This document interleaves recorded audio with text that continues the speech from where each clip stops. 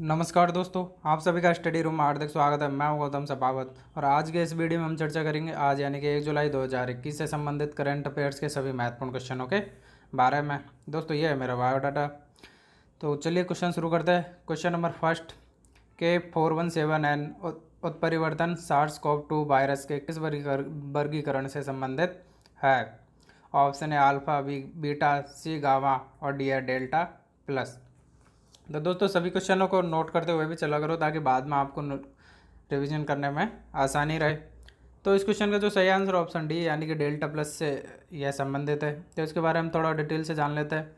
दोस्तों ये जो डेल्टा वेरिएंट है इसकी अक्टूबर 2020 में खोज की गई थी। तो इसे सर्वप्रथम जाना गया था, तो इसका नाम था B.1.612। ये 15 से 17 बार म्यूटेशन हुआ है इसका और इसके 3 सब टाइप्स भी है 1.1.2.3। तो ये 0.2 था आप जो भारत में तबाही मचाई थी, इसे ही डेल्टा प्लस कहा गया जा रहा है, जो अब ज़्यादा म्यूटेशन होकर ज़्यादा स्ट्रॉन्ग हो चुका है।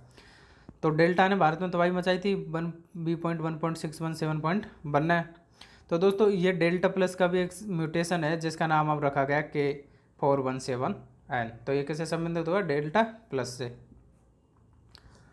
नेक्स्ट क्वेश्चन है, किस संस्थान ने भारत में नॉट फॉर प्रॉफिट अस्पताल मॉडल पर एक अध्ययन जारी किया गया है? तो किस संस्था द्वारा यह अध्ययन जारी किया गया है? ऑप्शन ए नीति आयोग, बी भारतीय रिजर्व बैंक, सी सेबी और डी हेल्थ विभाग द्वारा। तो इसका जो सही आंसर ऑप्शन है नीति आयोग के द्वारा जारी किया गया है। तो इसके द्वारा जो सरकारी हॉस्पिटल्स है, नॉन गवर्नमेंट हॉस्पिटल्स है, उनकी तुलना की गई और जो नॉन प्रॉफिट पे कार्य करते हैं उनकी तुलना की गई कि स्वास्थ्य सुविधाएं इनको किस तरह बेहतर किया जा सकता है और किस तरह इन पर जो नियंत्रण रणनीति है उनको लागू किया जा सकता है। इस तरह की चर्चा की गई थी और उसी आधार पर एक नॉट फॉर प्रॉफिट रिपोर्ट जारी की गई थी। नेक्स्ट क्वेश्चन है, किस राज्य सरकार के द्वारा मुख्यमंत्री दलित अधिकारिता कार्यक्रम लागू किया गया है? ऑप्शन ए तमिलनाडु, बी कर्नाटक, सी उड़ीसा और डी है तेलंगाना।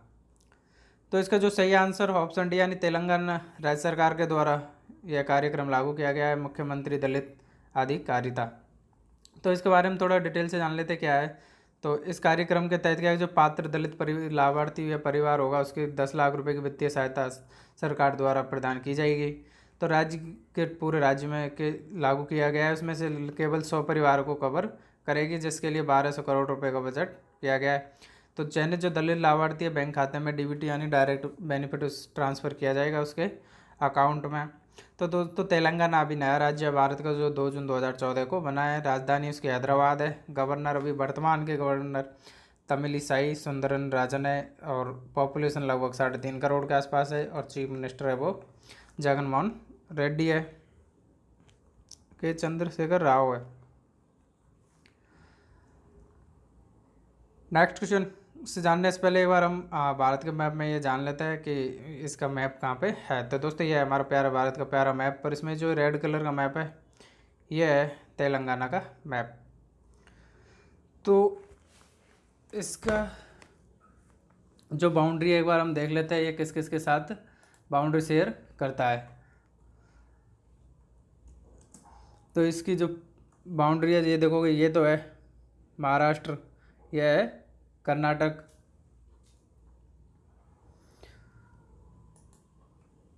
ये नीचे की साइड है ये है आंध्र प्रदेश और ये है छत्तीसगढ़, और यहाँ पे भी थोड़ी सी बाउंड्री टच कर रहा है, दिख नहीं रहा है इस मैप में, ये है उड़ीसा।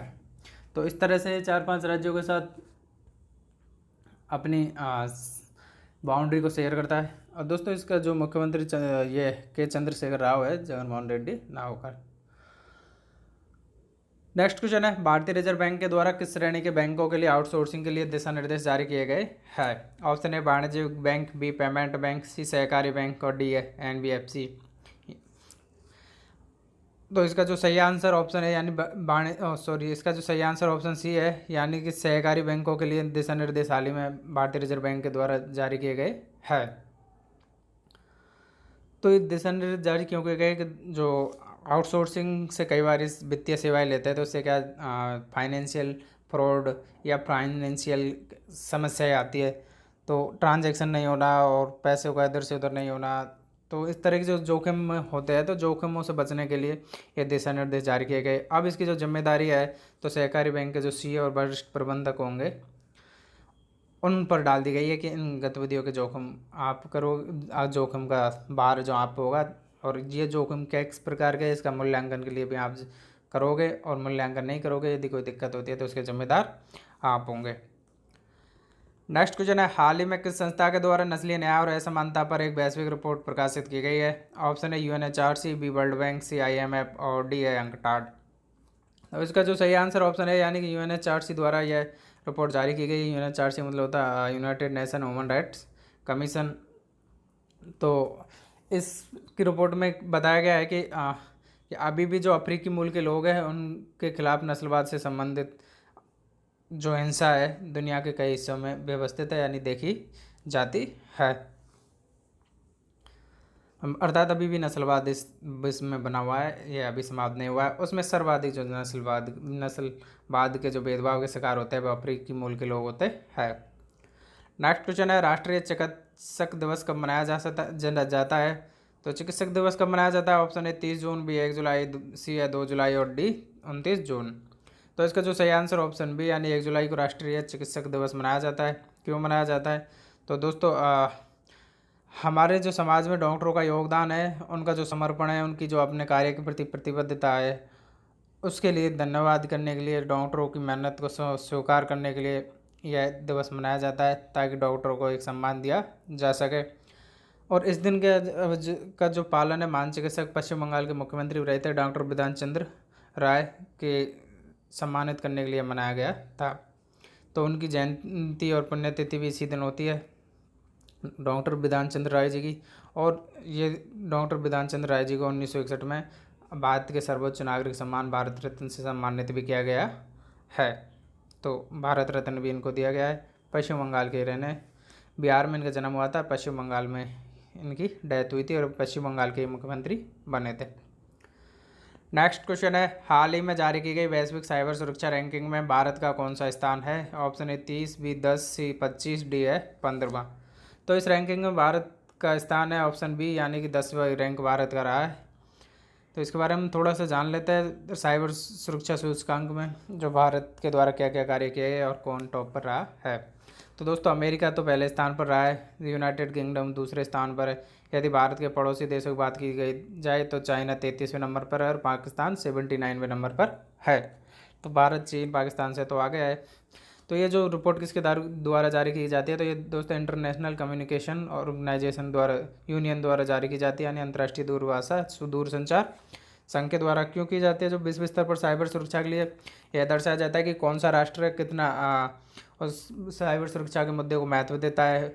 लोगों के बारे में जागरूकता फैलाई जाती है कि भाई साइबर सुरक्षा से बचे, जैसे फ्रॉडों से बचे।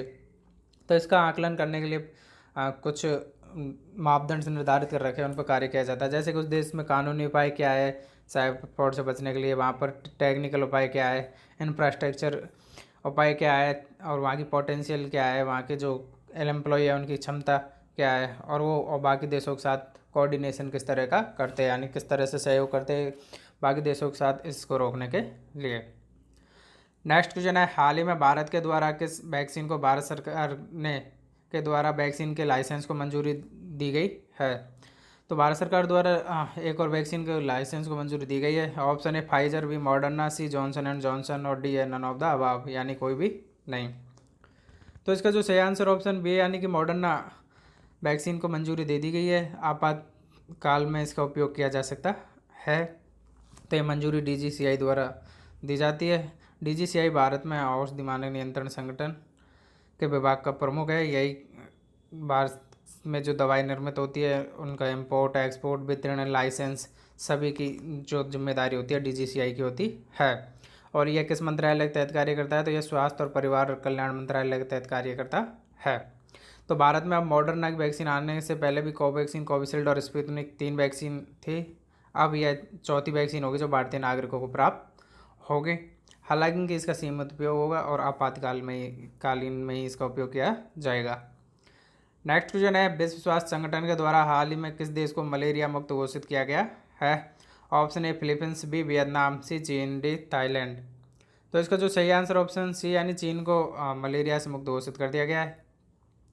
विश्व स्वास्थ्य संगठन के द्वारा ये प्रयास किया जाता है कि सभी देशों में से मलेरिया को समाप्त किया जाए। तो 30 जून 2021 को ये प्रमाण पत्र चीन को दे दिया गया है। अब यहाँ मलेरिया से देख लो कितनी मौतें होती है और उसका कितना प्रतिशत किस देशों में होता है। तो दोस्तों मलेरिया के खिलाफ जो वैश्विक देश हैं उनके मध्य जागरूकता लाने के लिए और इसको समाप्त करने के लिए मलेरिया दिवस भी मनाया जाता है। तो मलेरिया से जितनी भी मौतें होती है उसमें से 90% मलेरिया से होने वाली मौतें अफ्रीका में होती हैं, उनमें से अधिकांश छोटे बच्चे होते हैं। तो आप समझ सकते हो मलेरिया एक क्षेत्र विशेष में स्थित हो गया है, यदि कहें तो अफ्रीका कैसे, क्योंकि 90% मौतें तो अफ्रीका में ही होती है। तो थोड़ा चाइना के मैप को भी देख लेते हैं एक बार, चाइना का मैप किस किस के साथ बॉर्डर शेयर करता है। तो दोस्तों ये येलो कलर में आप देख पा रहे हो, यह है हमारा प्यारा भारत, और ये जो हल्का ग्रीन सा देख पा रहे हो आप मेहंदी कलर, ये जो मुर्गा की साइज जैसा लग रहा है, यह है चाइना का मैप। तो ये देखो मंगोलिया के साथ, रसिया के साथ, नॉर्थ कोरिया के साथ, और वियतनाम के साथ, लाओस के साथ, म्यांमार के साथ, भूटान, नेपाल, भारत, अफ़गानिस्तान के साथ तो नहीं है इसका, है थोड़ा सा बाउंड्री है यहाँ पे, अफ़गानिस्तान, ताजिकिस्तान, किर्गिस्तान और कजाकिस्तान, इतने देशों के साथ ये अपनी बाउंड्री शेयर करता है। नेक्स्ट क्वेश्चन है अंतर्राष्ट्रीय उष्णकटिबंधीय दिवस कब मनाया जाता है। ऑप्शन है 30 जून, बी 1 जुलाई, सी 2 जुलाई और डी 29 जून। तो इसका जो सही आंसर है ऑप्शन डी यानी कि 29 जून को अंतर्राष्ट्रीय उष्णकटिबंधीय दिवस मनाया जाता है। तो दोस्तों आज के सारे क्वेश्चन समाप्त हो गए। वीडियो पसंद आए लाइक करो, अपने दोस्तों के साथ शेयर करो और चैनल को सब्सक्राइब करना ना भूलें। Thank you.